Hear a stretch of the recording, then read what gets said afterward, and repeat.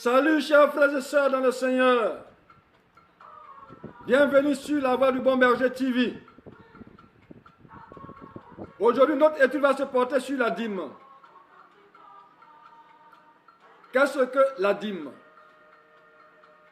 La dîme est la 10e partie de quelque chose. Bien que la Bible ne nous donne pas l'origine de la dîme, elle nous enseigne qu'il y a plusieurs types de dîmes. Ainsi, nous avons la dîme comme droit de passage, péage, pour traverser un territoire. Nous voyons cela dans le livre d'Esdras, chapitre 4, verset 13, verset 20, chapitre 7, verset 24. Nous avons la dîme comme droit du roi, dans le livre de Samuel, chapitre 8, verset 15 à 17. Et nous avons la dîme de l'Éternel, dans les livres de Lévitique, Nombre et Deutéronome. La Bible nous parle pour la première fois de la dîme dans le livre de Genèse, chapitre 14, versets 17 à 20.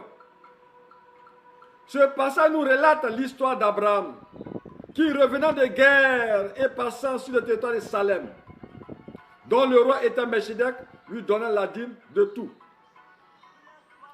Mais que signifie et Abraham lui donna la dîme de tout? Est-ce qu'Abraham donna la dîme de tous ses biens à Melchizedek? Il est incontestable qu'Abraham était très riche. Il était béni de l'Éternel et il possédait une très grande richesse. Le livre de Genèse, chapitre 12, verset 16, nous rapporte qu'Abraham était riche en brebis, en bœufs, en ânes, en serviteurs, en servantes, en ânesses et en chameaux. Genèse, chapitre 13, verset 2, nous dit qu'Abraham était très riche en troupeaux, en argent et en or. Est-ce de toutes ces richesses qu'Abraham donna la dîme? Que nous dit en réalité la Bible à ce sujet? Pour cela, nous allons venir dans le livre d'Hébreux. Hébreux chapitre 7, verset 1 à 4. Nous allons voir le verset 2 qui nous dit: et à qui Abraham donna la dîme de tout. Le verset 4 va nous préciser, en disant: Abraham donna la dîme du butin. En réalité, la Bible nous rapporte qu'Abraham donna la dîme du butin de guerre et non de ses propres biens. Nous allons entendre parler de la dîme pour la deuxième fois avec Jacob. Dans le livre de Genèse, chapitre 28, versets 10 à 22.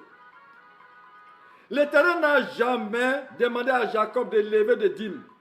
Mais ce dernier, après la promesse de Dieu de le bénir, a fait un vœu à Dieu. Les versets 20 à 22 nous rapportent ceci. Jacob fit un vœu en disant: si Dieu est avec moi et me garde pendant ce voyage que je fais, s'il me donne du pain à manger et des habits pour me vêtir, et si je retourne en paix à la maison de mon Père, alors l'Éternel sera mon Dieu. Cette pierre que j'ai dressée pour monument sera la maison de Dieu. Et je te donnerai la dîme de tout ce que tu me donneras. De toute la Bible, Jacob n'a jamais honoré ses engagements. Jacob n'a jamais levé de dîmes ni donné de dîmes à l'Éternel. La loi de l'Éternel sur la dîme. Lévitique chapitre 27, verset 30 à 34 nous rapporte ceci. Tout dîme de terre, de la terre, soit des récoltes de la terre, soit du fruit des arbres, appartient à l'Éternel. C'est une chose consacrée à l'Éternel. Si quelqu'un veut racheter quelque chose de sa dîme, il y ajoutera un cinquième. Tout dîme de gros et de menu bétail, de tout ce qui passe sous la houlette, sera une dîme consacrée à l'Éternel. Ici, Dieu définit, lui, sa dîme. Le but de la dîme de l'Éternel. La dîme comme revenu des Lévites. Nous voyons cela dans le livre de Nombre, chapitre 10, verset 21, verset 24, verset 30. Le verset 21 nous dit: je donne comme possession aux fils de Lévites tout dîme en Israël pour le service qu'ils font, le service de la tente d'assignation. Le verset 14 nous dit: je donne comme possession aux Lévites les dîmes que les enfants d'Israël présenteront à l'Éternel par élévation. C'est pourquoi j'ai dit à leur égard, ils n'auront point de possession au milieu des enfants d'Israël. Donc c'est les Lévites qui perçoivent la dîme. La dîme comme offrande à l'Éternel. Le verset 26. Tu parleras aux Lévites et tu leur diras, lorsque vous recevrez des enfants d'Israël la dîme que je vous donne de leur part comme votre possession, vous prélèverez une offrande pour l'Éternel, une dîme de la dîme. Qu'est-ce que la dîme de l'Éternel? Nous avons vu qu'il y a la dîme comme droit de passage. Il y a la dîme qu'on donne au roi. Et ici, nous allons voir la dîme de l'Éternel. Deutéronome chapitre 12, verset 17 nous rapporte ceci. Tu ne pourras pas manger dans tes portes la dîme de ton blé, de ton mou et de ton huile, ni les premiers-nés de ton gros et de ton menu bétail. La dîme devient un repas. La dîme est un repas. La dîme, une fête en l'honneur de l'Éternel. Nous voyons cela dans le livre de Deutéronome chapitre 14, versets 22 à 29 qui nous dit ceci. Tu lèveras la dîme de tout ce que produira ta semence, de ce que rapportera ton champ chaque année. Et tu mangeras devant l'Éternel ton Dieu dans le lieu qu'il choisira pour y faire résider son nom. La dîme de ton blé, de ton mou et de ton huile, et les premiers-nés de ton gros et de ton menu bétail, afin que tu apprennes à craindre toujours l'Éternel, ton Dieu.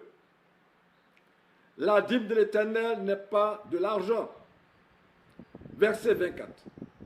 Peut-être, lorsque l'Éternel, ton Dieu, t'aura béni, le chemin sera-t-il trop long pour que tu puisses transporter ta dîme, à cause de ton éloignement du lieu qu'aura choisi l'Éternel, ton Dieu, pour y faire résider son nom. Alors tu échangeras ta dîme contre de l'argent. Tu seras cet argent dans ta main, et tu iras au lieu que l'Éternel, ton Dieu, aura choisi.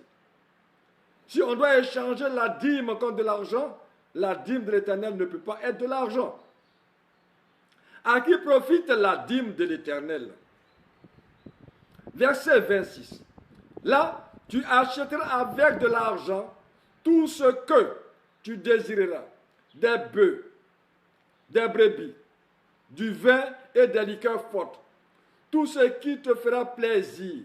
Tu mangeras devant l'Éternel ton Dieu et tu te réjouiras, toi et ta famille.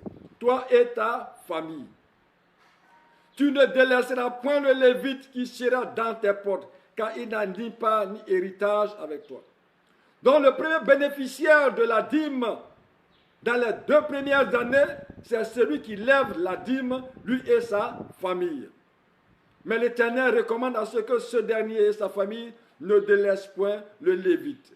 Ils doivent convier le Lévite à cette festivité. L'année de la dîme. L'année de la dîme définit les dispositions finales sur la loi relative à la dîme.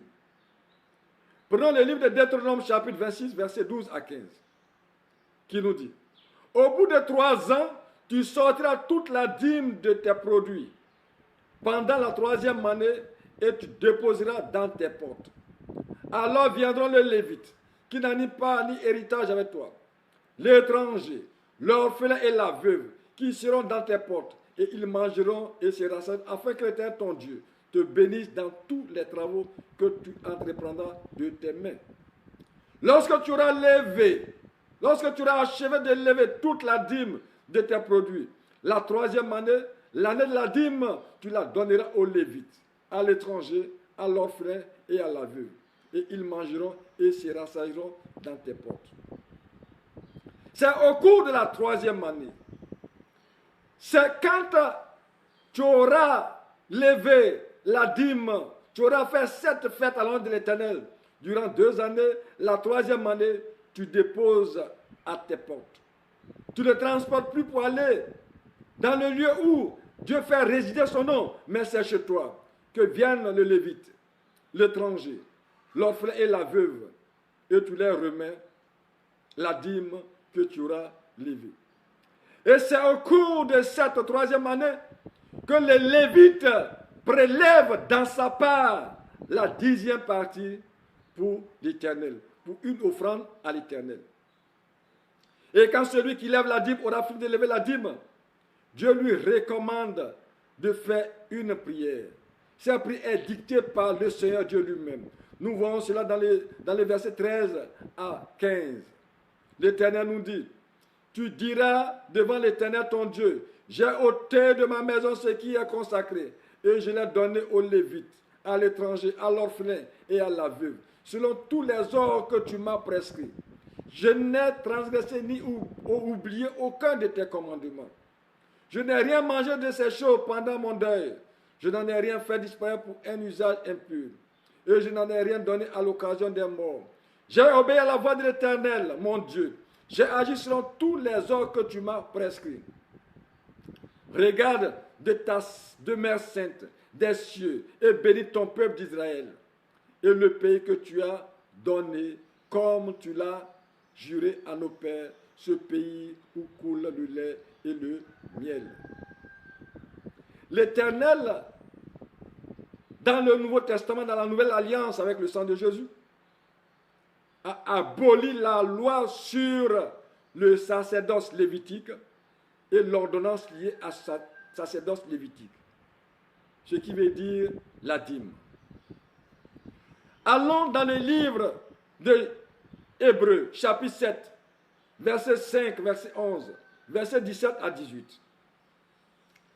On prend d'abord le verset 5 qui nous dit, ceux des fils de Lévi qui exercent le sacerdoce ont, d'après la loi, l'ordre de lever la dîme sur le peuple, c'est-à-dire sur leurs frères qui cependant sont issus des reins d'Abraham.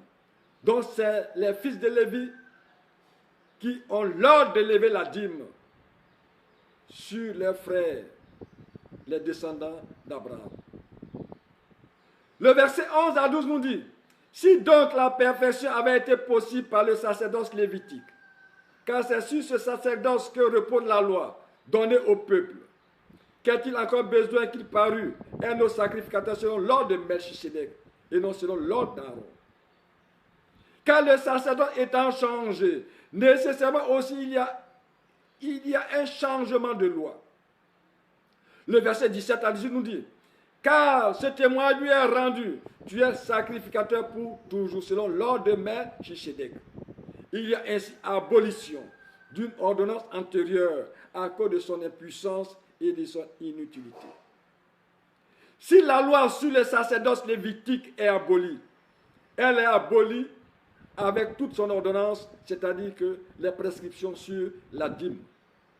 Car c'est sur le sacerdoce lévitique que repose la loi sur la dîme. Dans les communautés aujourd'hui, on incite le peuple à lever des dîmes, à faire des cotisations, à faire des vœux, disant, je donne la dîme de mes revenus, de tous mes revenus. C'est un vœu que le peuple fait. Mais nous voyons que quand on n'honore pas son vœu, cela devient une malédiction.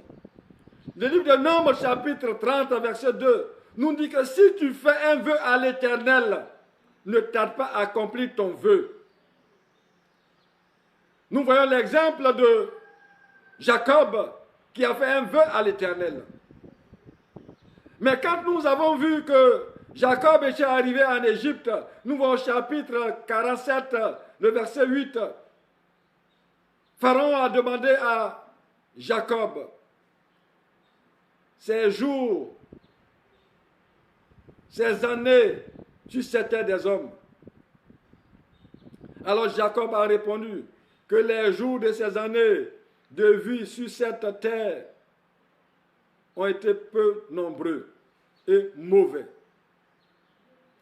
Pourquoi Jacob a répondu cela?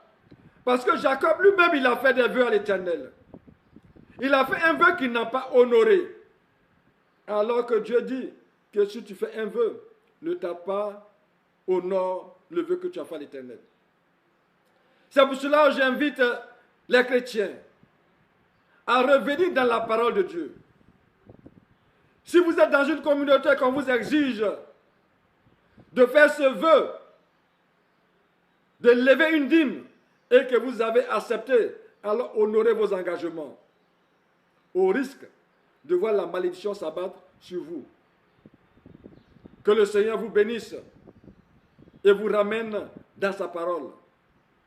Je vous invite à suivre les enseignements sur la voie du Bon Berger TV afin d'avoir une maturité spirituelle au nom de Jésus. Amen.